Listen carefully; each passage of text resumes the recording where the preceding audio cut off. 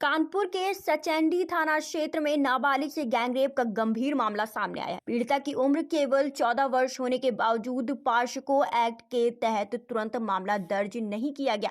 जांच में सामने आया कि घटना में एक पुलिसकर्मी के शामिल होने का भी आरोप है।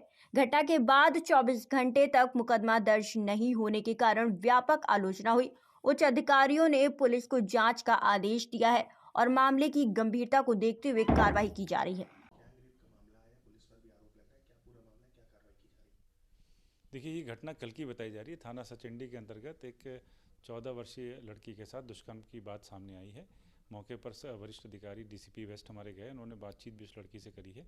लड़की ने जो फिलहाल जो तहरीर दी है उसमें उसने 2 लोग को बताया है कि जिन्होंने उसको काली गाड़ी, एक बड़ी गाड़ी से उसको ले गए और जब वो शौच के लिए जा रही थी करीब 11 बजे रात में, तो दुष्कर्म किया। उसमें एफआईआर दर्ज कर ली गई है। जो उसका उसका ब्रदर है,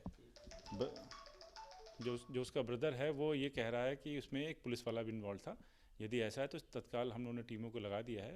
उस दोषी जो दोनों लोग हैं उनकी पहचान कराकर कठोरतम कार्रवाई कराई जाएगी। भैया हमारी बहन जो है शौच के लिए गई और काली स्कॉर्पियो वहीं रात में घूम रही थी, एक पल्सर गाड़ी। 2 लोगों ने अपहरण किया बहन का और रात में हम लोगों को पता नहीं था। जब हम लोगों को पता चला, हम लोग ढूंढने गए तो रात में काली स्कॉर्पियो और पल्सर बाइक से घूम रहे थे। तो एक लड़का जो है गांव के बगल का, गांव का नाम था चंदनपुर, उस गांव का लड़का था वो, उसका नाम शिवरण था।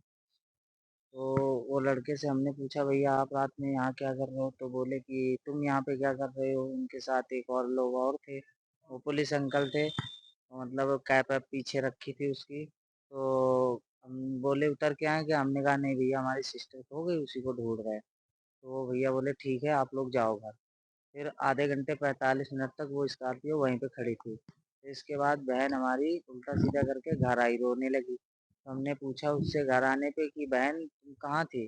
तो उसने बताया कि भैया हम गए थे शौच के लिए। हमें पीछे से मुंह बंद करके हमें 2 लोगों ने उठा के गाड़ी में बंद करके उधर रेलवे के किनारे ले गए और हमारे साथ मतलब गंदा काम वगैरह किया। फिर इसके बाद बोले कि मतलब अगर घर पे बताओगे तो जान से मार देंगे तुम्हें। वो मतलब वहीं पे खड़े थे, तो हमने पूछा उनसे कि मतलब किस लिए हो? तो भैया बोले कि मतलब कि उतर के आएगा, तो हम लोग चले गए वहां से घर। हाँ, वो गाड़ी के अंदर थे और वो लड़का भी था।